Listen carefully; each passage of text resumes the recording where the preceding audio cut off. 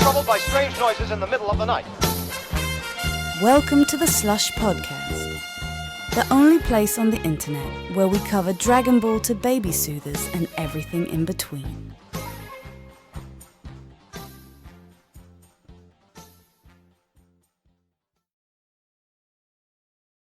So, I got my thing open here.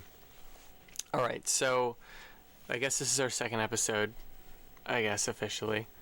And yeah, we got Sully, aka Adventure Man. He's here. The Adventure Man, the one and only. With his sword, he's back. It's true. Naruto jacket on. Believe it. I believe it. And improved audio. Everything is, it's stepping up big time here. Everything's stepping up. Everything's stepping up. I'm kind of brighter in here, kind of not. It's great. Whatever. You look more like a cartoon now. I really like it. So I guess today we're gonna try to talk about some speedrunning, because originally when we were talking about it, I was like, speedrunning, I don't know about it, and you were like, dude, speedrunning. So basically, I read some stuff on the internet, and I started to change my tune because there's like this whole craft behind it, and you've done speedrunning before. How did you, like, what was the first game you speedrun? Was it Mario 3? Have you done it before? Like, fill me in here. I was trying to, like, sing the gospels of speedrunning to this man for so gosh darn long. So sorry. And yeah, my first speedrun game was during the pandemic. There was nothing really going on. I'm ashamed. So I was Mario Brothers 3. I just found myself in for the NES enjoying the living crap out of playing it. And then I was like, you know what? How fast is the world record on here? And then I started looking at like how the forums and the communities they have around Mario Brothers 3 speedrunning. And then I went down a rabbit hole on other Mario Brothers speedruns. And then I went down another rabbit hole seeing how far in depth speedrunning goes. Then I just started seeing just how many intricacies and how many different communities and how well things are and how people just got together to figure out all these things together. Because most of the time in speedrunning, it's a community thing. I didn't even know that. I had no idea. You're literally opening my ridiculously closed eyes right now. So thank you. Communities, eh? Yeah. It's a team effort majority of the time. So is it kind of like, you know, somebody will shave off like a millisecond here, like a half second there, and they'll like, you know, share those kind of secrets with each other? Is that what you mean? Everybody, like, usually, like, if you find it like a new tech to figure out like how to get past something, everything's recorded that they would do to showcase what they're doing, right? Either they're streaming it or recording it, or even just showing how they got past certain clips and events, even if they're showing their speed on it. And a lot of the times they would show it, and then if they see someone else's runs, like, oh, I'm going to use that for my run and my tactics that I use. And then see if their tactics help with theirs, or if they decide it's not the best and they use their own tactics to go with it. It's a whole. There's so many layers. I know, it sounds really complicated. Like when I first learned about speedruns, God, when was that? I don't remember when it was actually. I don't know how or why I came across them, but when I started to get back into retro gaming a couple of years ago, I was looking at some Atari stuff, and people would speedrun some Atari things, and I was like, man, that sounds really hard, because you have to play the game over and over and over and over. And then I looked up some videos. What did I look up originally? I feel like it was Punch-Out for NES, because I think I was playing that after Henry beat it, and I was trying to beat it, and it was pretty intense. I was just watching, you know, this guy play, and he just hits reset every time, and he was getting so fast at just hitting reset and jumping back into the game to just try the next, you know, speed run attempt, and it was almost like, it looked really intimidating to me. Like, how do you feel about it? Like, were you hitting reset a lot, or like, did you get to a certain point? You know, how did that go? All the time. When I was speedrunning, like, as soon as something I knew hurt my run, I was like, reset. I can't do this. Because there's no point, right? That's it. Like, once you screw up, it's done, right? Most of the time, it depends on how bad the screw up is. If it's like, oh, I missed something, it's gonna take me like 5 seconds to go back. If I make it up in another event where I'm kind of bad at it, a lot better, I can make up for it in time. But if I find myself getting to that point and I'm not making it up, I'm like, new run. God, like, yeah, even right now I'm playing Contra on NES. I only play it like, after Ben and Cora are asleep, like late into the evening. But, it's only like, I think 7 levels. And then there's like kind of 2 bosses, I think, in the 7th level, and I'm on level 6. But, I know that there's no point at a certain time of me continuing the levels if I have no lives left. Like, if I have 1 life left and I'm on level 4 or 5, I'm like, I might as well just shut the game off or reset it. So I can't imagine, and I'm just trying to beat it, like, just to beat it. But speedrunning, I would be going mental, like hitting reset. If I died once, even though I had a bunch of lives left, I probably would just, I don't know. But I've seen videos where people die and they continue the speedrun. Is that just a fluke, or like, you basically can't die, right? Like, that's part of the trick, isn't it? For the most part, yeah, you can't die. That depends on like how you do it, especially in like because in Mario Brothers in general, like 2D games, the one of the best tactics you can use is, say if you have like a mushroom, get bigger Mario. Yeah. It's so tactful to at least save you when you're gonna be hit, because when you get hit, you can become invincible for that little time event. So you can clip through a lot of enemies, clip through a lot of things. Weird. And then use that to your advantage and everything like that. And a lot of stuff regarding like that would happen, even with like Contra, with like man, I haven't played first Contra in so long. I'm going by my knowledge of like Contra 3. That's the one I regurgitating, because I know which that one is like, that? Is that the Super C one? That's the Alien Wars, I believe it is. Oh, is it on NES? I think it might be on SNES. See, I haven't done a deep dive into I'm just like laser focused on Contra 1. I'm living and breathing it right now. I've been listening to the soundtracks. I feel like a crazy person. I mean, you have been driving yourself crazy. You've been kind of living the speedrunner mindset, if you will, because you play it all in one session still to see if you can beat it all in one playthrough. Yes, right? that is true. Yeah, I will stream it eventually when I beat it once. Then I'm gonna go back and beat it again, but I'll like try to put it on YouTube. I like doing that just so I have a record of stuff I've beaten, because I just feel like when you run into certain people and you're like, oh, I beat this game. They're like, did you though? Did you beat the game? Like, where's your evidence? Do you have it on video? Because most people now have all that stuff on their Twitch streams and saved on YouTube. So I kind of feel like I need to go back, even though I beat a bunch of my NES games, and do it again, just so I have the record, because if you don't have it on video, I feel like people won't believe you. Like, it's really weird. I guess, I don't know. What do you think? That's a retro problem if I ever heard one. Yeah. Perfectly honest. I do. Like, if you told me you beat like a retro game, I'm just gonna believe you. Fair enough. For most cases, I find the biggest thing is because modern games, they keep track in how many trophies you get, and you actually it shows you how you beat it, how many hours you beat it. So really? Say if you on Steam right now and you looked on my account, you can check out all the games I played, how many hours, and if I beat anything. Crazy. Yeah, it tracks a lot of stuff now. That's insane. So, does it track your sessions? Like, does it know the longest session you've done in one sitting? What the hell? I'm so far behind. I mean, clearly. Yeah, I know, like, that's what I mean. Like, that's a retro problem if I ever heard one. Like, man.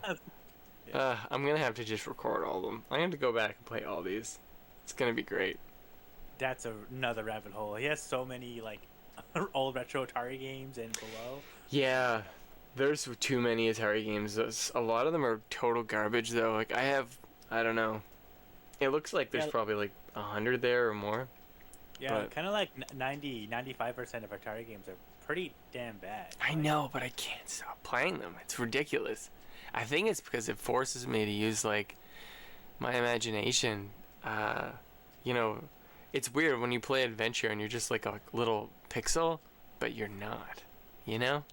That's so dumb. Even me saying it sounds ridiculous. I have no idea why I like them. But anyways, I'm completely getting you off track here.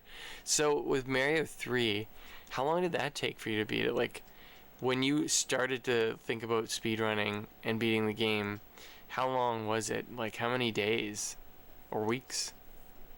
So at first I was like, when I was first playing my first playthrough of Mario Brothers 3, I was just playing to enjoy it, to see how many like special abilities I can get. And when I was doing it, I'll do it really old school ways where like, shit, I don't want to like quit right now. I need to save my spot. So I'll just pause and just leave the NES on for so long. That's okay. That's a retro gaming problem right there. Exactly. That's what I was doing. Like I can't die here. I can't quit here. I'm too far in. I don't know how far back I can do this. And you were playing on the OG hardware with the front loader Nintendo too, right? Yes. That's crazy because those things love to just stop working in the middle of a game. I've been playing so many. That's why I switched to the NES 101 top loader, because they just don't freeze ever. It's great. Thank God. I did run into those issues quite a lot as well. I didn't run into them as much during my first playthrough. Only I think twice I had it. But I think it's probably because of how fast I was really regurgitating all the information for the NES at the time. Just speedrun and all was really hurting it. Yeah. But during my first playthrough, I think overall on one session after it took me about 3-4 days to beat it fully, and I was putting maybe 2 to 3 hours in it each day. I was going crazy for a good while. So, what is the speed run? Like, what's your record personally for beating it? So after I decided to speedrun it, I decided I wanted to. If I'm going to speedrun, I had to beat it in one session. So I was spending like a day. So I spent 3 to 6 hours playing it until I beat it. And I was trying to reduce that time over and over and over again. And then I was just like losing my mind. I was like, oh, I know a lot of aspects of this game, what to do, how to get the flutes, how to get to skip levels. And that's when I started looking at like forum guides and see how they do it. And I was looking at how I could put that into my gameplay. And I was looking at how like community helped each other out. And that's why I got into this whole rabbit hole of it all. It was like, oh man, this helps me cave out. Well, it went to 6 hours. To about 4.5 hours, then it went down to 3, then it went down to 2, and this is all like each day. That was me playing at least once a day to get reduced hours on it. And by the time I was done, I think after day 6, I was playing for about 6 hours. This isn't one session. I was just playing over and over and over again because I can now beat it in about an hour and a half. That's crazy. Yeah, I was like, I can do this. I was driving myself crazy because I was like, I'd be playing it, and all of a sudden, the NES just craps the bed on me. I'm fuming. Dude, I know. They're like, it's kind of like part of the magic of playing the NES because it's almost like a gamble. Like, if you're going to get through the game before it screws up because they're so old now. But, I mean, that's pretty crazy because I've beat Mario 1 on, the regular mode, and then it goes to the other mode once you beat that where like I think all the Goombas turn into like those black shell things. I can't really remember, but like I haven't played Mario 2 yet. Like I have, but I haven't beaten it. Mario 3 I heard is the best one of the old games, so it's crazy to me that you've beaten it that fast and I haven't even played a level yet. Like it's crazy. To be fair, I beat it many times to beat it that fast. I lost my mind. So, like overall, I think it took me about a week and a half to finally get my record that I got. I don't know if I'm ever gonna beat my record again because I think so many stars aligned one day for me. It was like almost perfect. I got to the point where I was consistently getting like an hour and a half. And there's a lot of points where it's either like they're hammer bros that move on the map. Once you encounter them, it's an unskippable event. It's fate. You have to go against them, fight them, and it's a whole level that you have to beat. It's like a whole moving level. It sounds very difficult. I'm not gonna lie. In a perfect run, it's like 10 minutes. Like you can't skip 10 minutes? Really? Yeah, exactly. That's why it's so hard to get by. I feel like I'm making you relive like a PTSD situation here. It pretty much was, man. But so a lot of times, I think the hardest part was me like trying to find ways that can get past them. But I noticed that it's randomly generated on where they move on the map. It's never the same. You can't predict it, no matter how hard you try or want to. Really? So that was the real big challenge. It's like, is this going to be the run? If I find them on a certain spot, I know I can't get to avoid them. It's like, do I quit here? Do I just bite the bullet and go after them? what's the situation here? And a So- lot of times They're randomly. I thought it was the same spots every time, and that's how people could speedrun it. not this case. They are What random. the hell? That's Sometimes they go up, ridiculous. Sometimes they go up, sometimes they go left, sometimes they go right, and then up, and then they'll run into you. It's really how many spaces you move to see how many spaces they move. Dude, if And- every game was that random, like the NES, then don't think I could ever beat a game. Because that's the only way I can beat them, is I keep replaying them. And I'm trying to remember the exact spot that I stood to shoot that boss at that time, this many times, or I can't go back and beat it. I don't even know how kids, like 7 and 8-year-old kids back in the day, how the hell did they beat, like, Zelda 2? How do they beat Contra? How do they do this shit? I think it's just kind of different environment from back then. I honestly, me personally, I can see how they did it. Why? Because there's nothing really much to do. That's also true. like, oh, this is like one video game system I can play in the house. I don't have to leave instead of going to play outside or anything like that. Yeah. So they had all the time in the world to really spend their time just hammering themselves at it, because kids do That's that nowadays true. still. Minecraft is insane. Like even like horror games and other stuff like that. Terraria. Like kids still do this to this day. Like how often they just mind-numbingly throw themselves at some subject. This isn't a thing that's ever going to change, I don't think. Maybe That's it's just why I don't- because, like, Friday the 13th, that game makes no sense and how to beat that. Like, there's no logical way to figure that out. So I don't know how a kid... I heard that's why the Nintendo Power has existed, so they could put the articles out there, because people would get stuck so much that they would just, like, release articles with walkthroughs on how to get through certain parts, or, like, tricks and shit like that. Yeah, I don't know if 'cause that's also, true. Because it was also really hard to get information, because the internet really wasn't really around then. So it was all just word of mouth. and There's a how to do it. Nintendo hotline, you could call that. Yeah, Nintendo hotline, but then you're like, either your parents are like, do you really want to use the phone? Are you going to pay for that? Oh man, I wish that I had an NES when I was like, I didn't have an NES until I was like, I don't know, 34 or 35. Never even played one before. I mean, I didn't. I never had one. I had an N64. It sounds so wow. weird. My first console I played on was one of my grandmother's. It was N64, and that's what we played. That was your first console? It was my first console. We both had the same first console. Well, I had a Gemini, but that thing was like, 64, man. The games that are good for that are really good, and then everything else is pretty bad. That's just how those kind of consoles were back then, man. I don't know. PlayStation had that same thing, if I'm being perfectly honest. I never Games had on a PlayStation. The games that are on PlayStation are really, really good, like the good ones, but then there's a lot of really, really bad ones as well. PlayStation had like Twisted Metal and Resident Evil. Resident Evil was out on that first, right? Or was it PC? Or was it simultaneous? If I remember right, I think it might have been simultaneously. Huh. Because that was like when PlayStation was like the first described like portably, like they can play like these kind of games. Yeah. 3D games.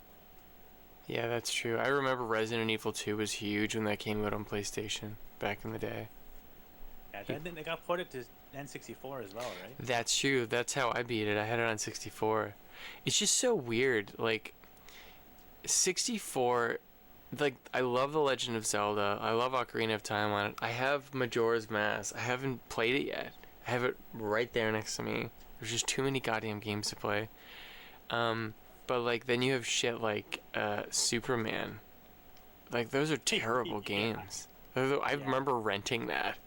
And I remember flying through all the rings in it. And I was like, what is the point of this game? Like, but then, back then, people were like, oh my god, it's 3D. It looks amazing, There's also a time when everyone was trying to shove like a platformer mascot to beat Mario and Sonic.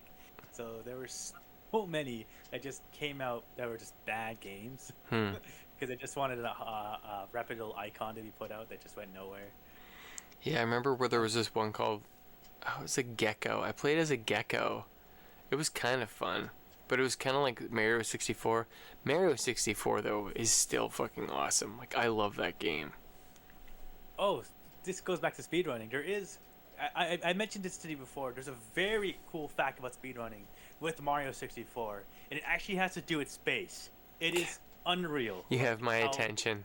It is so crazy how this happens. Like, this situation cannot be replicated, no matter how hard you try. It literally, like, not even joke. The stars literally aligned for this to happen.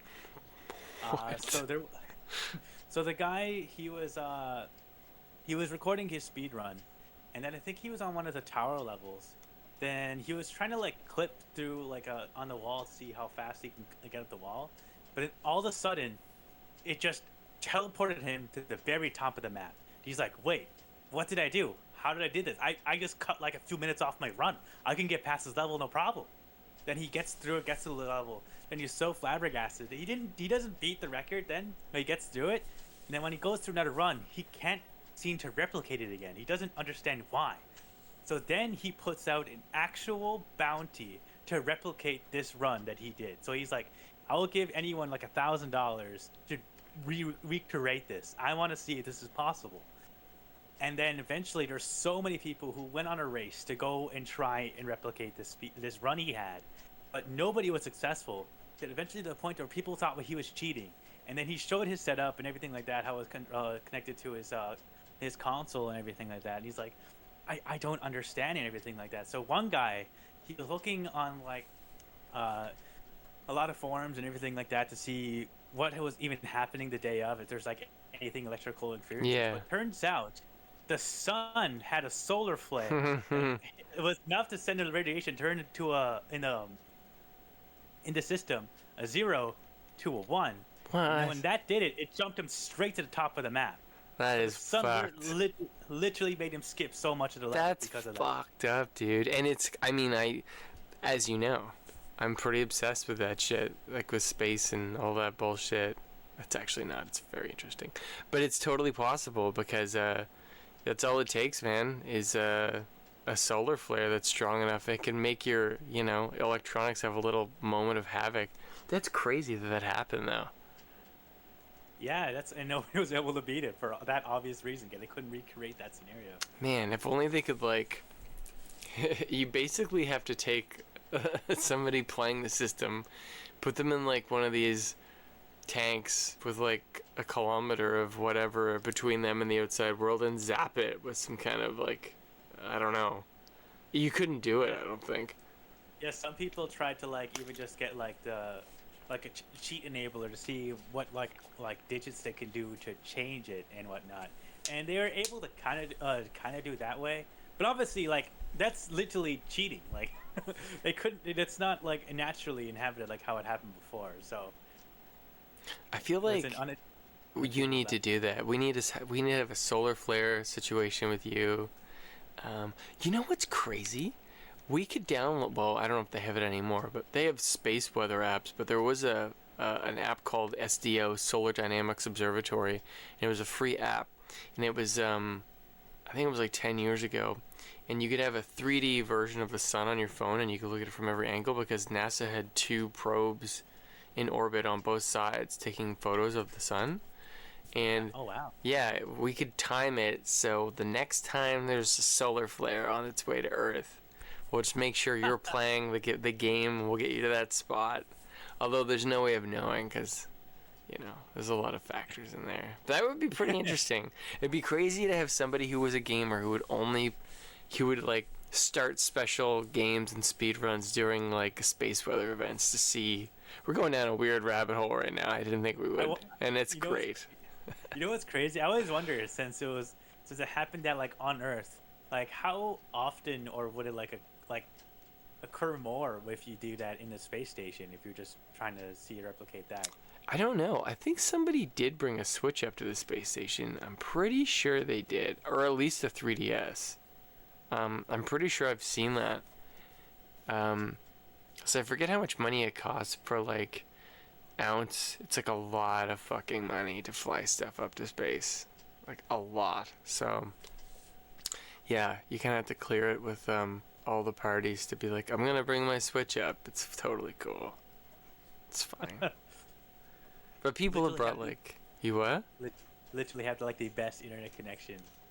Kind of technically. Yeah, there's like a laser internet connection I think up there.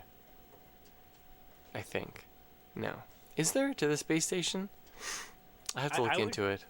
I wouldn't be surprised. Like if like I would imagine they would have the best because there's a lot less interference. I'd imagine from like satellite to satellite. I don't know. It's kind of I don't know. They're space station's like 400. It's 400 kilometers straight up most of the time, I believe. So I think it depends on where exactly they're at, because they have that thing called the South Atlantic anomaly. Have you ever heard about that? It's weird, man. It's this part of the Atlantic where if you fly over it, there's like this part of the magnetic field on the planet where your electronics and tracking stuff goes a bit wonky. It's really crazy. You should Google it. I sound like a crazy person here, but yeah, South Atlantic anomaly is a real thing. It's super weird. They have to take it into account when they do GPS and stuff and tracking astronauts and shit. It's the strangest thing. It's one of the strangest things I've read about, actually, with spaceflight. So speedrun, spaceflight, it's all connected apparently. Like, quite literally. Who would have thought? Like, but yeah, speedruns. So I never even thought about. So people do speedrun N64 games then. people speedrun any kind of game. Like any game. Pick it, you name it. Even some people pick like an indie game that's made nowadays, just see the fastest time to clip into it. There's a lot of indie games now, right? Like that's a big. There is. It's a huge thing nowadays. But yeah, most people I find like I think retro games would have it the easiest, and a lot of times like there's different ways you could speedrun retro games. It's either reports, remasters, or just emulators. And there's obviously just on the retro console itself, or just different versions of on different consoles. I hate emulators. I can't do it. I am pro emulator. I hate them. 1000%. I think that it's cool that, you know, if you don't have access to any of that equipment to use an emulator to play the game, but you'll never have the same parameters using the original hardware on an emulator. It just won't happen. It's not even possible. Like, do you feel the same way about ports? I don't know. I've never really had to do that, actually. Like, give me an example. Like, say, Mario 64 on the, like, if it goes ported to the DS, then it was ported to, like, the Wii U, and ported to Switch, etc. Well, I have Mario 64 on the 3DS, because I have, like, I guess that's a port of it then, isn't it? It's like a hacked 3DS. It feels the same, but the controller, it's not the same. Like, I don't know, I feel like those games were designed with the N64 controller, and I feel like, I don't know, all of the controllers seem exclusive to those games and those systems, except for Super Nintendo and NES. They're pretty similar, except for those buttons on the top, I find. I don't know. I think emulators have done like gaming wonders. I think a lot of games would have been lost to time without them. I think. Oh yeah, I'm sure they would have. I just mean like, for me, if I'm gonna play it and do a deep dive and have like the utmost respect for the game, I'll try to get the original hardware, because it's cheap anyways. Like you could get an NES or a Super Nintendo. Like, what's a game we're talking about right now? Like, I'd rather play the original Legend of Zelda, the first one. You know, if I want to play it on NES, I'll just buy an NES and just get Zelda for like $30 and play it on it, you know? Hook it up to the TV. Because if you're using an emulator... There isn't much ROMs of it nowadays, because Nintendo did crack down on ROMs. I am like, technically ROMs are morally right, because Nintendo does not like to let their games die on consoles. That's the one thing I think is so sad about a lot of like old retro games. That sometimes some of them are just lost to time and you'll never see them again, and some of them even have like music and other stuff that their artists from there just never get released out of there. It just becomes in digital hell. They're lost to time. Like, what games do you think are like that? It's hard to say. There's a lot of I feel like that happened. You can argue a lot with Atari, and let me think. I know PlayStation had quite a few, but there's. I go back to like 3DS, and that happened like I think the shop closed not too long ago. Oh yeah, right. That's true. That is weird. See, yeah, there's no.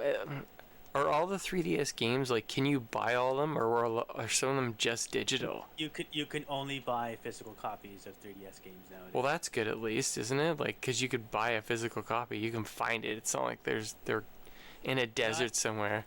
And not all 3DS games are all made for physical. So a lot of the games were, like, a good chunk of the games were also digital.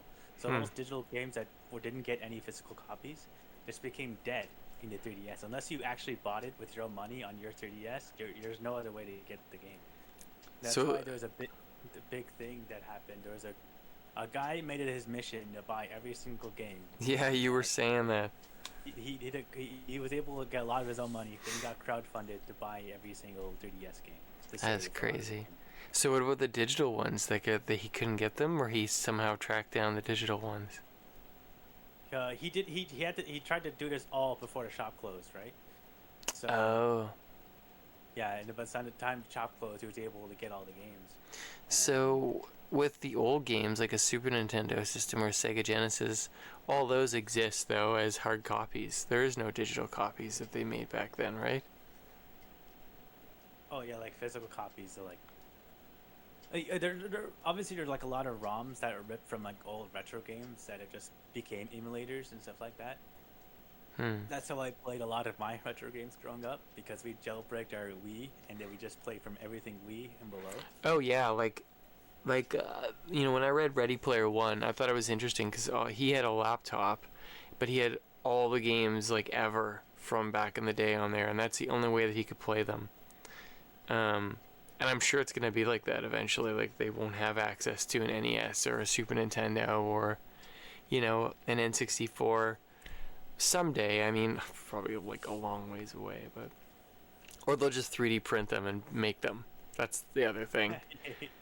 It is slowly coming to that. Yeah, man, like if you don't have a game, like you could probably just 3D print the whole goddamn thing and the cartridge and 3D print the boards, the circuit boards, and just put, you know, upload the ROM inside of the cartridge, and then you have it, the original game on the original hardware, because you'd have the file and just do a 1-to-1 print of it. It's gonna happen. Yeah, some of them are even like that, like how some digital thing. People have already done those things for DS and old Game Boys and everything like that. Heck, there's even one thing that a lot of people do, even with the Switch. There's like someone made like a capture card exclusive for the Switch that just made it for the cartridge to fit into it. So now you can just record on the Switch, because it actually does not really have an option on it, to be quite honest. I have my Switch, but I've barely used it. I don't know. I know. I have Zelda here. I've not played it. I'm kind of in the same boat. I've literally played and beat Smash Bros, and that's my extent. Every time the power goes out, though, I'm bringing that thing and playing Breath of the Wild, baby. Yeah. You know, I had this plan when Ben was like, when Cora was pregnant. It's like, I'll be at the hospital. I'll just bring the Switch with me. And then I did not bring the Switch with me. I just sat at home. I powered it up the other day, and Link is still somewhere freezing. Like, he just freezes on the edge of a cliff, and I'm like, man, it's not cold in the old Zelda. This wasn't a problem. Like, he just runs around. I don't know. Maybe it's because when I was a kid, I had the 64, but all my friends had the NES, and they all had, you know, Friday the 13th, the game, and Contra, and Mario 3, and Zelda, and Ninja Turtles, and I never got to play them, and I always did. So it's like, I don't know, it's probably some psychological thing where I know that I could theoretically just play it on an emulator somewhere and play the game. But there's a part of my brain where it's like, I need to have the original system with a CRT television, and I have to play with the original controller, because I want to just turn the clock back in my mind and get as close as I possibly can to the exact feeling I would have had if I had it when I was like 6 or 7 years old, you know? I think that's the difference between you, because you really grew up in that era, and that's been your childhood that you just see in the past. You can say it, I'm old. Yeah, I know, crazy. And I kind of had that. I only had like the late 90s feel, because Cape Breton is really slow on the uptake to new stuff, so it took us a while to even get like the Wii around. Yeah, I can imagine. Holy shit. Yeah, so it was really like either outside or just one N64. Take it or leave it. Okay. I get that. Um, I feel that. but yeah, and then as soon as like we got really into like the computers and how like kind of internet was becoming more and more widespread, it became like it was in that Wild West era where everyone knows of it, how to use it somewhat Yeah. capacity, and it was now being taught like in schools a lot more. And I think it just made me realize like what I can do with the computer, because even my brother, me and my brother at the time, that's how we got like all the emulators, and we got our Wii to figure out how we can make this go like this, because we found ourselves like we don't think we're ever gonna buy NES or SNES or Game Boy or anything. Where would you even find it back then? Like, you'd have to go on eBay or something. There was no marketplace.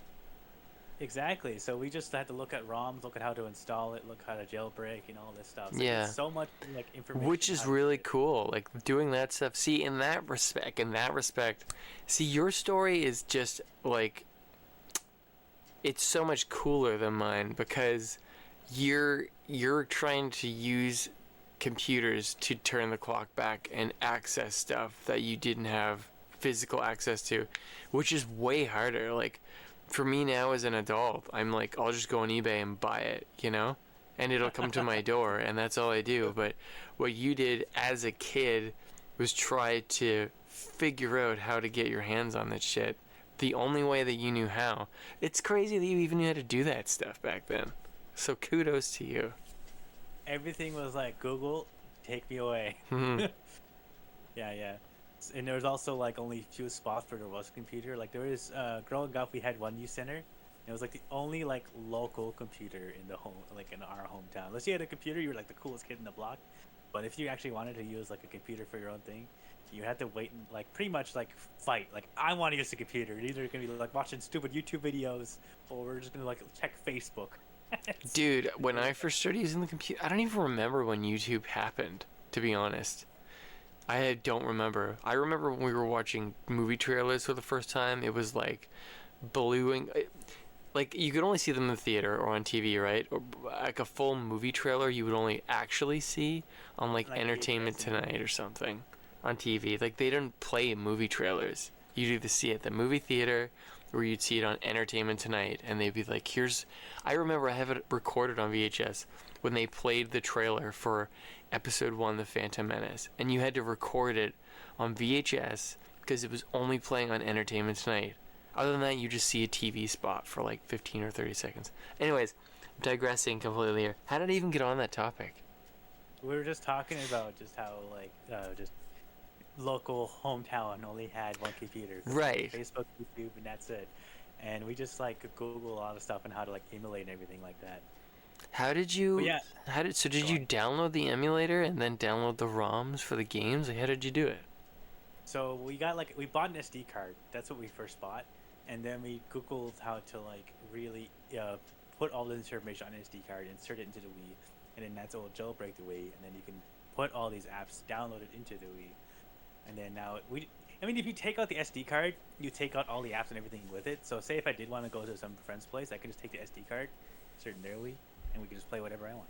I never thought of that. I didn't even know you could jailbreak the Wii. See, I've only played like a couple of games on the Wii, but I thought it was great. I was like, Skyward Sword, you can move your hands. This is nuts. But Yeah. you know, people didn't particularly like it. Sold well, but it didn't. You know, didn't have the magic of the other systems, did it? No, because like obviously the GameCube came out and it flopped because it wasn't Xbox, and Right. it wasn't PlayStation 2. And honestly, at the time, Xbox and PlayStation were killing it with their games. And then, I'm not gonna say GameCube didn't. It just the appeal of it didn't strike as well with Yeah. the general audience. Well, didn't And- PS2, is it still the most selling system of all time, or has it been passed by anything? I should have checked. I think it's the longest manufactured one, at least, because I know that one was made up until the PS4 came out. That's how long they were making PS2s. That's insane. I have a PS2. I haven't used it. Because PS2 wasn't just marketed for playing games; it's obviously marketed for playing DVDs and stuff like that, right? I remember that. So a lot of people were just playing it, using it just to watch movies and everything like that. They weren't just using it for games. And that was like a big point for PlayStation. There's also like you had the Ethernet cable that can go into it and actually hook up to your computer, and that's what Xbox had going for it as well. And I don't think the GameCube had that at all. It didn't have any connectivity. That they had to have accessories that would go into the Wii to make interconnectivity. But the GameCube at the time was already so expensive enough, and getting more accessories and more things like that, and it wasn't working as well. Why would you sink this much money into the system if everything is going wrong? Yeah, I remember the GameCube because the commercials were like people were walking around with their little GameCubes. I know that you could connect them to have Mario Kart. Like you could, I've wanted to do this where you can get like multiple TV sets, right? And you can connect them all that way. Yeah, you would like LAN stuff. Dude, we should do that. I would love to do that because you could pick up a GameCube now for like $40, no problem, on the marketplace. And I have a bunch of GameCube controllers, like so. We should make this happen. Yeah, Xbox was actually like the main interpreter of LAN playing, because even like that's when like after Halo was really like just getting the roots of multiplayer playing, like not just at home and play. You could play with others across the world. And then Halo 2 is probably like I would kind of say the more pioneer at LAN playing, because more so than any other one, because how often like people gathered and made rooms of like 16 people in one room LAN playing online as well, just to play Halo 2 for like console stuff, because you could do that with like Quake back in the day with LAN parties and stuff. Exactly, yeah, you can do like that. I just think it was just more popularized and a lot bigger when like original Xbox was doing it, because it did it the best at the time. Man, I don't think I've ever been to a LAN party. I always saw pictures of like nerds with tons of computers in one room, and they're like drinking their Coca-Cola, and they're all like intense, like with their headphones on. It looks so much fun. I keep looking at that one photo. I think you may have seen it too, where it just looks so chaotic of people playing a LAN party. Like one guy's on the computer, there's one guy taped to a ceiling on a little laptop, and there's one guy taped to the like on the ground, and there's like a goat in the room. They're all just LAN partying Halo 2. It's so funny. That I have not seen, but I need to see it now. I can't unsee it. And they're all in the basement. It's hilarious. I'll try to see if I can find it, but that is goddamn ridiculous. But yeah, it's so crazy. It's so crazy nowadays, because obviously like that was like 12 years, like 16 years before like multiplayer became a huge thing. I think 360 and PlayStation 3 really amped it up. I guess you could say Wii also had that, but I don't think that was the main selling point. What was the multiplayer on Wii? There was multiplayer on the Wii. Really? What game? There was like, oh my god, games were there multiplayer? Because I know you can hook it up to the internet, because that's how I watched Netflix. That's how we first watched Netflix. I do remember seeing that YouTube on there too, when I opened it up, I think. But it wouldn't let me do anything because it was so old. Fantasy Star, there we go. No, it's Dreamcast. I'm thinking something. Holy god, I'm thinking all the other consoles here. Oh my god, I know there was a multiplayer game on the Wii. Anyways, I'll figure it out later afterwards. The first multiplayer game I ever played online was the Dark Forces Jedi Knight game in 1999. Or it might have been Quake. My friend Ian always used to play Quake on a computer. God, it might have even been in grade 7 in 1997. I think it was 1997. I don't remember. It was either between 1997, 98, or 99, because he had this thing called the Quake Level Maker, and he would make all these levels, and then we would test them. And then you could go online and play them. But the first game I remember playing myself at my house was Jedi Knight. And it was really weird, because I just couldn't believe that you had the whole screen to yourself, and you didn't have to have a split screen. Like, it was fucking awesome. Like, the fact that you can play Double Dash Mario Kart on the GameCube with just your screen is amazing. Like, I would love to do that. Like, even when we have the Switch and we're playing Mario Kart, what are we on, 10 now? Is Mario Kart 10? There's been Mario Kart 8 since 2013, baby. Really? We haven't had a new Mario Kart except that phone one a little while ago. It's the same? We haven't had a new Mario Kart in that long. Why? I have no idea. They actually released new levels last year. What? Are you kidding me? I wish I was. I don't understand. It's such a popular game. I don't get it either. Like, I love Mario Kart. Yeah. Because they just ported it from the Wii U to the Switch, and then they call it Mario Kart 8 Deluxe. It's Mario Kart 8 Deluxe. for like. Oh, literally that's 10 years now. weird. So. What the hell? We're doing a Mario Kart episode eventually, and just getting some answers here, because that's very. I remember being confused with that, because I started buying all the Mario Kart games, and then I remember stopping and being like, I think I have them all, but I was like, wait, what? Because I got. Okay. There's Super Mario Kart. That's the very first one, right? For Super Nintendo. And then there's Mario 64. And there's the Mario Kart on the game. What's it called? Oh, I know what you're talking about. Yeah, it's literally on the Game Boy, right? It's on the Game Boy, but it's like the color Game Boy. Fuck, what's it called? Not Mario Kart DS, is it? No, it's Super Circuit? I don't know. It's on the Mario. What's the Advance? The Game Boy Advance.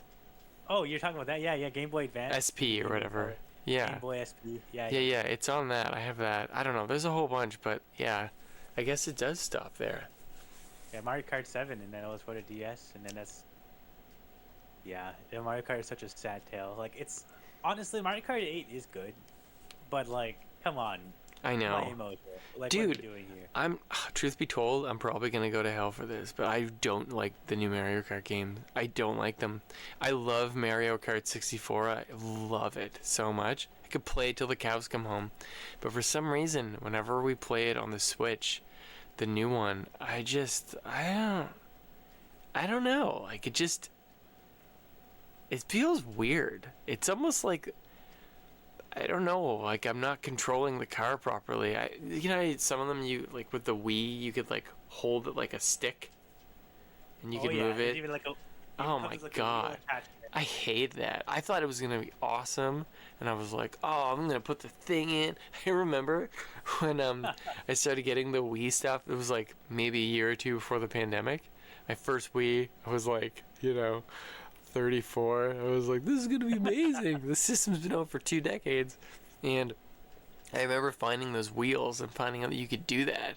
And I went and I got them on a marketplace, and I went to the guy, and I had $10 in my hand, and I was like, dude, I'm stoked. And he was like, I can't even take your money, man. Just take the wheels. And I was like, seriously? Like, you're just gonna give them to me? I have the money. And he was like, this is awful. Like, you're not gonna, like, you're doing me a favor. Like, I was just gonna throw them out. So he gave them to me for free, and I was like, this guy's crazy. And I got home, and I stuck them in, and I was like, I am never using these again, ever. And I still have them. They're in a trunk here. We should use them. I actually had something different growing up. It wasn't the Mario Kart wheel, but we got Star Wars Force Unleashed. Yeah. Yeah, it comes with a little lightsaber. You stick your Wii remote Yes. in. And you can swing it around. It was so cool. Is and it good? It's the only version of Star Wars Force Unleashed that actually has multiplayer, because the Xbox version didn't have multiplayer. The PlayStation version had multiplayer. I have that game. I haven't played it yet. It was exclusive only to the Wii with multiplayer. So is it good though with that remote attachment, or is it just like a novelty thing where it's like it lights up? Does it do anything? Honestly, like, you can play the same without the attachment. Oh. like it just looks cool. Have a red lightsaber. So when you turn it on in the game, it lights up on the controller? Yeah, and if you change the color of your lightsaber, it becomes that. So I should get these, is what you're telling me. It's like yay big. It isn't that huge. I'm gonna do it. I could just modify it, make it really like a full-size lightsaber playing the Wii. How crazy would that be? You would just be destroying your room, swinging the thing around. Yeah, you're probably right. I could hit everything in here. But I'm going to do it, Sully. I'm going to do that. I'm going to track those down, because that sounds awesome. Because I got Jedi Knight 1, or Jedi Knight. I'm so old. I'm losing my brain. I got Force Unleashed 1 and 2. So, yeah. Right. For the Wii, or like for just Xbox? For the Wii. Wow. Yeah, I have them both. I haven't played them. I was an idiot, and I started getting a whole bunch of games, and then I slowed down playing them, so I have a backlog. But yeah, that's from Star Killer, right? Yeah, Star Killer, yeah. I hear so much about that character on the internet. I remember playing Force Unleashed and then watching that mist. I was like, that's freaking Star Killer! What's going on here? And he dies. It was so sad. They should, man. Everybody keeps saying that he's gonna turn up eventually in one of these Star Wars shows because he's Darth Vader's apprentice, right? He's like his Sith apprentice, yeah. That could be interesting. That could be a good contrast to Ahsoka. I think that would be cool if they did that. Yeah, but he isn't technically canon anymore because they rebooted the whole thing, right? Honestly, I don't even know. Thrawn isn't supposed to be canon anymore, but now he is again because they reintroduced the expanded universe character back in. It's really weird. It's like they reintroduced this character that was written out once Disney bought it, but his backstory is different now, but they use the same character. It's really weird. There was already a ton of stuff with him in it, but they brought him back in, and it's not the same backstory, but it's the same character. I don't know what the hell's going on. I know the voice actors, the actor who first started Killer, he still voice acts a lot of the roles. In Star Yeah, Wars. he plays Darth Maul in Rebels and Clone Wars. He's fucking awesome. It's like Sam Wit something. Sam yeah, I know what you're talking He's about. awesome, though. He's like a super nerd. I thought he was Randy Orton, to be quite honest, when I first saw him on That's not right. wrestling. Anyway. Yeah, he like just wrote this new Dungeons and Dragons book that's out. It's pretty awesome. And he's obsessed with Warhammer. Like, I've followed him for a while on Twitter, and it's weird because he kind of looks like a young person, but then he has his glasses down and he's like painting the little figures, and I'm like, oh shit, he is old.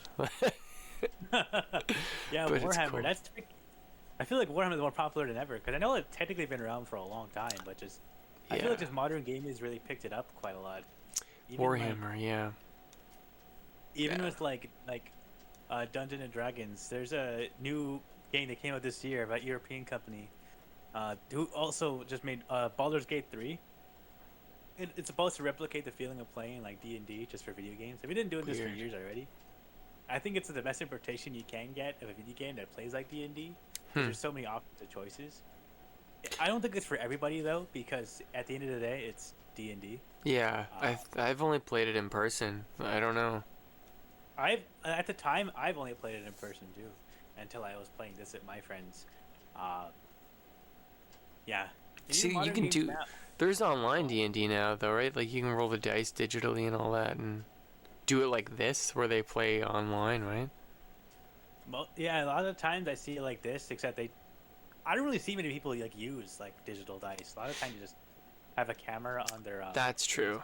I could see that. Yeah, because why, you know? Although you could lie about it and be like, oh, it's a D20. A lot of times, like, if they do online, it's usually like the DM, Dungeon Master, who does all the rolling. Oh yeah, okay. See, It's kind of like that in regular D&D, anyways, as well. Sometimes, like actually, not even some. They do roll their own dice, but I find Dungeon Master rolls so much for everybody that it's kind of no difference, really. I feel like, remember, okay, the story you were just telling me at the beginning of this about how you found your games through emulators and stuff. The weird thing is, like, I mean, maybe not, but it's interesting to think about. Someday, playing RPGs and stuff like Dungeons and Dragons, they'll only be doing it online, you know? Like, maybe they won't be able to do it in person because of whatever pandemic happens later on. Like, it's weird to think about because during the pandemic, it's almost like all of the cool shit that we kind of took for granted was gone. And it's like, oh, would you want to play Dungeons and Dragons? Well, the only way you're going to do it now is through Skype or Discord. And it's like cool that you still can do it, but I feel like there's got to be something you lose from doing that in person with your friends, you know, like having pizza and shit together and like hanging out and, you know, I don't know, like someday I bet it'll be like that. Maybe not though, I don't know. I'm talking crazy right now. I do agree with you with that aspect in D&D because, I mean, it's kind of been shifting in that direction anyways before the pandemic because obviously, like, with D&D, the players just got older. Yeah. People move away. People get busy. Yeah. And a lot of times it's like, if I'm going to live, like, in Minnesota and you're like, yeah, one guy lives in Maine, they're obviously going to still want to play together. Yeah. Call like this. That's true. I mean, it's still cool like this. I think it's just the nature of things that went like that. Yeah. And then the pandemic kind of forced everyone to play like that. And then people trying to get back in the groove of it realize, obviously how much I took for granted of how much free time I actually had. Yeah. Maybe actually come together and play this like that. And now everyone's getting back in the motion of it. They're like, it's some people are a lot more comfortable at their homes still playing, or a lot of people. I could see that. I don't know. I think that it is awesome playing at home now. Like all these things. Like, I don't know. I was kind of more of a homebody anyways the whole time I've been doing stuff. So now that everybody's kind of like gearing things more towards home, it's cool. I don't go to the movies as much now. It sucks. I miss going to the movies. Same here. But everybody's on their phones now. It's annoying. You go on my phone now. Cora yelled at, well, she didn't yell. I always tell the story like she yelled. She like told this lady off next to us at Barbie. That was the last movie I saw was Barbie. And I think you told me this thing. yeah, it was like this lady with her 7 children. And she started, using her phone like full brightness. And Cora was like, excuse me, like, movie? And like the lady was like, it's Barbie. And Cora's like, and we paid to see it. And I was like, whoa, pregnancy makes you crazy. Of the Barbie movie. But it's true though, like people think that they can, well, I've heard that this is what I've heard. Cineplex or somebody are floating an idea of like you pay more to go into a cinema where you can use your phone whenever you want. But that sounds so stupid. That does sound ridiculous. Doesn't that take away from the movie experience? Like, shouldn't you not be on your phone? No, I share the same opinion. Like, why would you? Like, you go there to see the movie, and I get some people just go there to maybe kill time with their friends. Yeah. But like, it's so expensive. But like, I don't get it, dude. Like, but I remember a girl answered her phone next to me at Revenge of the Sith in 2005 when Darth Vader took his first breath, and she was like, yeah, I don't know. Like, I think he's dead now. He's a robot. And I'm like, oh my god, this is not happening. She's talking. Like double paying. She had to pay for that call. It was brutal. That's brutal. It was awful. I hate when people do that. Ugh. But you can't control it. So every time you go to see a movie, it's like 50-50, Yeah. I completely put us off track here. I don't know what happened. Okay. I'm about the biggest brag on track. With the whole aspect of like how retro gaming was, how everyone still got together and talked about it, and even how we see movies now, we barely go to the movies. I know. And that's kind of how modern gaming is nowadays, where everyone just plays from the comfort of their home. And if I'm gonna play with my friends online, I'm just gonna play on my PC. Yeah. I'm gonna play online with them. There's very few times where we get together and play locally. And it's usually like a big thing that we all get together and play like some old school games or any retro games that play nowadays. They're just. We need to. Let's do a. No, you go. Most modern games that are being made nowadays are all intended for live service. Yeah. And honestly, it's a thing that I've been sick of for so long. And it's not that I don't dislike the how it's made or like how it portrays the thing. It's kind of incentivized grinding, and sometimes incentivized paying for more grinding. Like, it wasn't as bad playing for this kind of aspect, because World of Warcraft used to do this quite all the time. You had to pay for World of Warcraft even way back when it first coming out. But now it's just seen more and more everywhere and monetized. And I love Fortnite, but I think it was the stone and a camel's back that just kicked Never played it. Here. I don't even know what it is. Like, what is Fortnite? I've seen pictures. People are like, oh, look, this character is in Fortnite style now. And I never like the style. It looks like Reboot from like the 90s. I'm like, why? What's the appeal here? What the hell is Fortnite? Oh, Fortnite, I guess I'll explain. So I'm a big lover of Fortnite. I think I take it with all its gripes and everything like that. I don't play much nowadays, but I think the goofiness you can see with all the new characters and everything like that. What system is it on? Is it just PC? You can play it on Switch, PC, Xbox. Wow. One, PlayStation 4. I sound really old. And probably on the iPhone nowadays. Jesus what?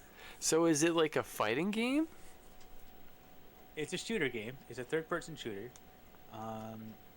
So this isn't a new aspect that Fortnite took. They just kind of took a different appeal on it when it first came out. Mm-hmm. So it's 100 players in a server.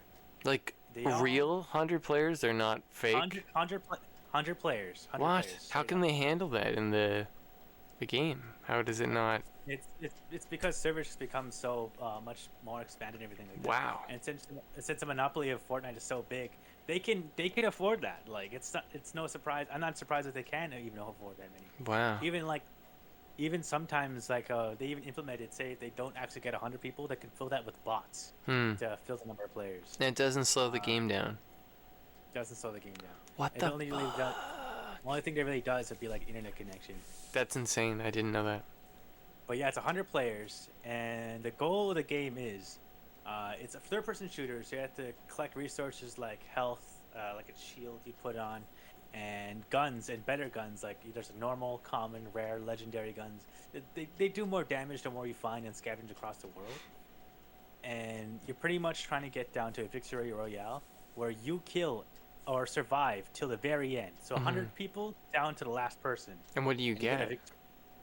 You get a trophy, and you get more points, and you get more stuff to afford more skins and more characters. This sounds like Ready Player One, when they're fighting for shit, and there's a whole bunch of people on screen. I didn't even know we were there yet. Look at me. I'm so far behind. This is crazy. You can argue Hunger Games had the same aspect. I've only seen those movies like once each, but I remember enjoying them actually. I was surprised. Yeah, they're pretty good. Yeah. I don't think Yeah, I'll go see the new ones, but... But with Fortnite, since it wasn't like a new feature really that well, they did a whole thing where, with not just shooting, not just scavenging, not just trying to be number one, you can build, and that's the biggest thing you can do in Fortnite. You can build buildings, build shelters, build walls. And how do you do that while you're fighting? How do you not get killed while you're building? At first, it was a hard thing to do because not only would you pretty much switching your controls on the fly to build a whole freaking house to take cover. You jump on top of the house to start shooting. Not only did you build your cover, that you can build one. Say if you're in a desert and you're like, oh my god, I'm being sniped at. What do I do? You bring out your build weapons, build a whole house around you. Now you have some cover to fight back.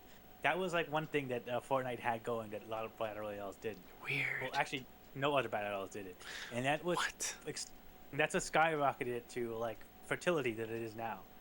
And should we play Fortnite? I feel like this sounds cool. It's free to play. It's free? It's all free. You don't need to download. What? You don't have to pay for anything unless you want to microtransactions. Not so modern. Let me get this straight. I can download this Fortnite game onto my Switch for free and play it. Yeah. And it's one of the most popular games in the world. Also, it has cross-save. So if you play it on your Switch and then you play it on your PC, you share the same account. Everything you do on the Switch will also go on PC. On PC will go on the Switch. Well, I have this thing, but you know. That's interesting. Okay. I'll download Fortnite. What have I been doing with my life? Is this a bad idea? I heard people get addicted to this. I mean, it depends on the kind of player you are. I don't think you'd personally get addicted to it. It's obviously, even with you just being a new father, I think that'll take away a lot of it. Dude, even doing this podcast, this 1 hour, like it was so much work to get to this 1 hour. I mean, you saw at the beginning, we couldn't even record at the beginning because I was like, I gotta go, I'll be right back. It's so hard. Yeah, exactly. I don't see you doing that. I know a lot of folk that we know that are into like a lot of stuff like that. But anyways, with Fortnite, since it made this monopoly of like the battle pass system, where I think it's like 2 months, 2.5 months, where you grind in battle pass with your mates. So say it's 100 people still, but now you can have 4 people joining you. You and your 4 buddies all try to get Victory Royale to be number 1. And that's how a lot of people play Fortnite. It is because of the multiplayer system. We're gonna see who the best is. And sad part about Fortnite is that the battle pass system became a live service in every multiplayer game almost going forward, especially in shooters. Yet everyone had to have a battle pass that you can pay for or incentivize you to beat. So, are you saying you don't want to play Fortnite? It's not like I do love So Fortnite. We're gonna play Fortnite, is what you're saying? Yeah, we can play Fortnite. I would not mind at all. I'd love to show you all the skins I've collected over the years. I had like Deadpool, Darth Vader. I had a lot of goofy characters in it. I always Indiana Jones. Do you remember?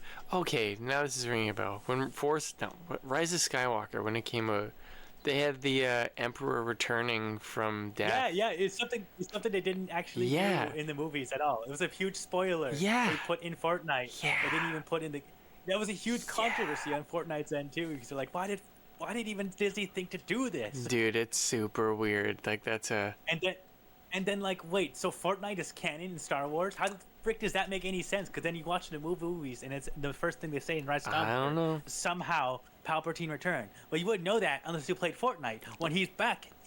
Oh my God! It doesn't make any sense. They thought everybody was playing Fortnite. I guess. Like I don't know. Like it's. I mean, I don't blame them, but I hate that they did. It is weird. It's a strange choice. Like, I remember when that movie came out, everyone was like, the Emperor is back? Like, what about Snoke and Kylo Ren and, like, Rey? Like, what the hell is going on here? The movie's a mess. It's such a mess. But it's so pretty, though. It looks expensive. Yeah. Disney, baby. So, maybe I'll speedrun Contra. I wonder what the world record is.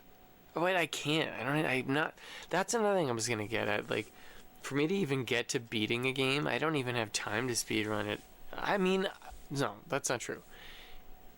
If I beat Contra, and then I just kept trying every single night after I beat it to try to beat it faster and faster and faster, I'm sure eventually I could get really fast at beating it. But I think I might go mental. Like, I need to move on to another game as soon as I beat a game because I've played it for so long. Like, I feel like, I don't know, like, I was playing Pitfall for Atari for like 3.5 months. That's still the hardest game I've ever played because you only have 22 minutes to beat it. It's ridiculous. I think you're kind of looking at it in the lens you're not supposed to. Oh. With speedrunning, it technically, like, say if you beat Contra on your own right now, but you still wanted to speedrun it, you're not alone. There's forums and communities that show you tactics. I know you're just like oh, it makes it taking help to figure out on your own, but at that point, a lot of these tactics that you're going to be looking at and showing are going to be so hard to implement and practice on your own. Just showing how you would do it anyways, I think it help you progress in how you would do it anyways. So say if you do like want to speedrun Contra, then you can look at forums and guides and how people do it, videos and how they do it. You're not. It's all different tactics and stuff that you'd be taking upon yourself to learn and master yourself to see how fast you. Because at the end of the day, speedrunning isn't like you beating the game. Speedrunning is you beating developers. I think that's the biggest thing that speedrunning is, because you're trying to beat the game faster than intended. It's so weird to think about, but it's cool. Like, I get it. Like, whenever I look through a walkthrough, if like I'm stuck, I'll look for a speed run because I see how fast they get through the level, because they just don't screw around. Like, they'll just go right through like the fastest way possible from point A to point B. Because I see other people with like videos about how they beat a level and they kind of take too long, and I'm like, the speedrunners just zip through this thing. It's like they jumped, went past that guy, shot in this direction, killed him, and then the level was over. It's incredible to watch. Yeah, I've seen one video of a guy trying to beat Mario 1 speedrunning, and somebody found this thing where like a block went transparent or I don't know. I don't even know how you would have enough time to find those things in the game. Like, it would be insane how many times you play it. It would be crazy, but it's cool. Yeah, it's how many times you played and how many times you interact with the community, and there's so many layers that go into it, and it just really is, you're not just playing on your own at one point. Yeah, I like that you keep saying the community is speedrunning, because I feel like when you say it like that, it makes so much more sense to me, because it is a community of like a way to play a game, or like a whole other group of people who like have found a different way to appreciate a video game or video games, and how to, you know, it's almost like you're taking something that's already probably pretty damn good, and then you're taking it to the next level of like really breaking it down to find out, like, you know, every in and out of how it's made. It's just so crazy. I've never even thought about it before, really.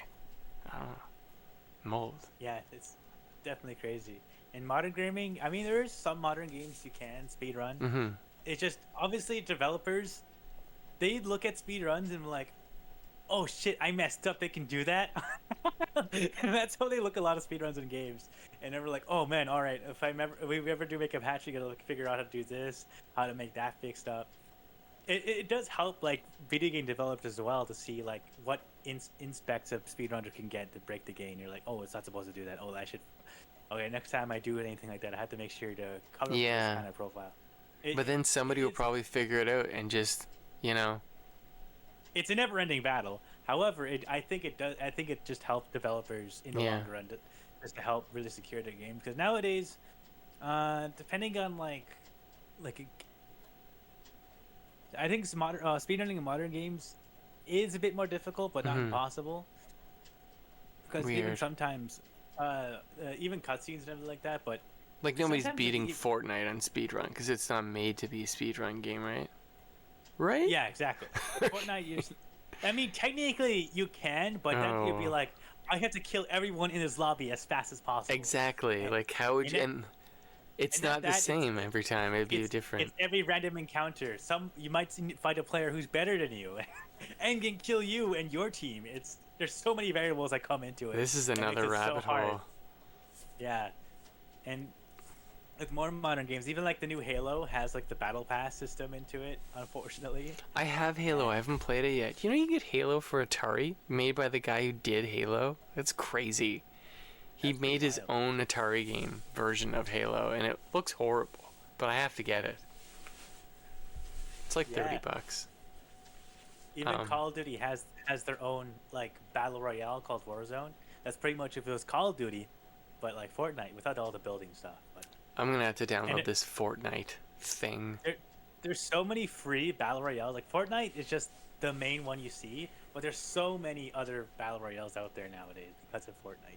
It sounds like, I don't know, like my favorite multiplayer game I've ever played was GoldenEye.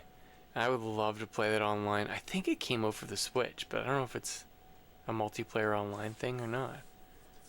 I'm not sure on the Switch, but I do know that goes back to emulation. There is one where the guy made servers to play GoldenEye online. But I want to play it with a 64 controller. Can I do that, Sully? You can, but that's just your preference. I hate that controller so much. I hate it too, but it's part of the fun.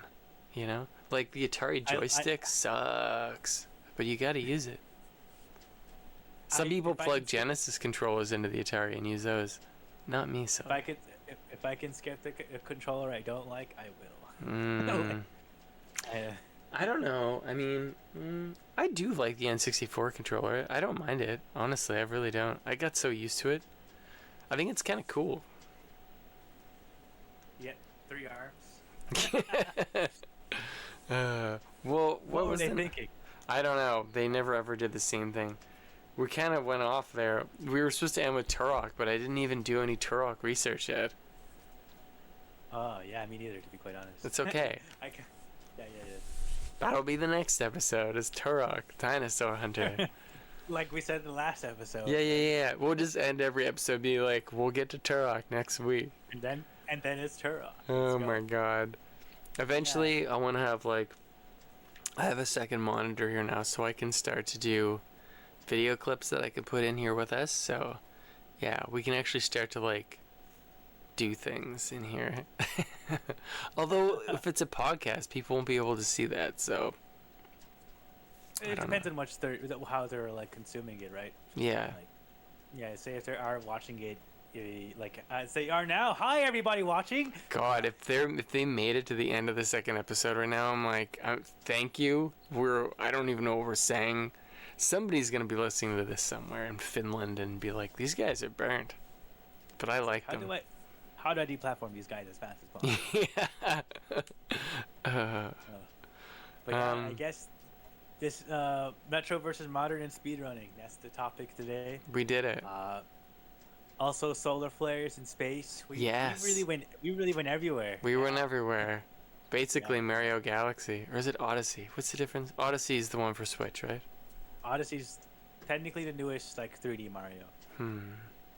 Too many Marios. I'm stuck on 64 forever, I think, after that. I haven't played a Mario after that, actually. Personally, my favorite 3D Mario is Mario Galaxy. I heard it was really good. That's the Wii That one, one right? is, that's for the Wii, yeah. Also, Mario Sunshine for GameCube is also pretty good. I heard that one was good. That's where you squirt the flower thing, right? With the backpack. You get a little backpack, it shoots a little water out. Yeah. Good lord. I don't think there's a bad 3D Mario game, if I'm being perfectly honest. I don't know. Did you play the one for the iPhone? Mario Go? Or isn't that what it's called? You just push the screen and he just jumps over shit. It sucks. I mean, like, that's like a mobile game. I mean, like 3D Mario, like Mario 64, where it's you can run around, platformer. That's how I see, like... There is 3D one like Mario. that, though, on a mobile phone, right? Where it's like a 3D animated one, where you do go around in 3D. I'm pretty sure that exists. I don't know, I could have be no lying. idea. I only know the Mario Kart, like, for the phone. And I know there's that running one where you just constantly... That's the one. It sucks. I hate it. That's not really, like, what I That. imagine as Mario. It's not for me. There's like 2D platformer Mario, and there's 3D, linear world Mario. That's like the two differences. Yeah. I love 64. Now you're making me want to play Mario. Fuck. Although, I have Turok. I bought it. It's here, somewhere. I got it before I moved for 64, so it's happening. It's happening. But yeah, okay, well, I guess let's conclude this episode. I guess that's it for this week here. Yeah, hopefully I sound better. I realized last time I was recording the mic from my camera there. Sorry. That's why I sound horrible. Dude, everywhere. I've been monitoring your audio this whole time. You sound way better. Like, wait, I can see it. I'm peaking a lot, actually, but whatever. Yeah, it's just been embarrassing in life. After we post the podcast out, and I was looking at it, listening, and I was like, there has to be something wrong. What am I doing wrong here? It's so funny. I knew there was something weird. I was like, why do I hear the whole echo of his apartment if he has a mic right up to his face? It didn't make any sense. I don't know, but that's funny. That was the pilot. That's some pilot shit right there. Why do they call it the pilot anyway? I don't remember. I'll look into it. We'll talk about it next episode with Turok, Dinosaur Hunter. Or will we? I don't know. But yeah, We have no idea at this point. we have no clue. Anyways, that concludes this episode for real this time. We're ending it right here. Thanks for everyone listening on whatever device you're on. We'll try to make this weekly as much as we can possible. Yes, Remember to yes. subscribe to SLUSH Podcast on YouTube, Podcast, Apple TV. I've been Adventure Man on also respective platforms. But yeah, thank you for showing up. And that's about it. We'll see you Love next you. week. Goodbye forever. Bye. Bye.